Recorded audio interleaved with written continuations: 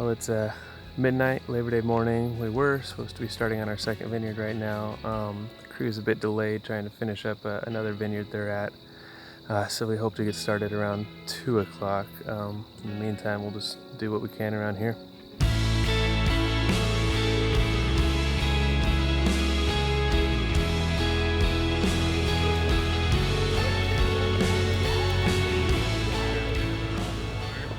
All right, harvest 2 here. So this one actually came out super quick. We had a Syrah vineyard that came in way under yield. Luckily, we knew Joe and her husband John had this amazing about acre of Syrah in their backyard. So within a week, we were able to get organized and go out there and pick the grapes. And these are honestly phenomenal grapes that we hope we can have access to next year because they're going to make some great wine. But yeah, we're gonna go harvest again tonight back at Brandy's. It's busy. There's rain on the horizon here, and everyone's trying to get finished.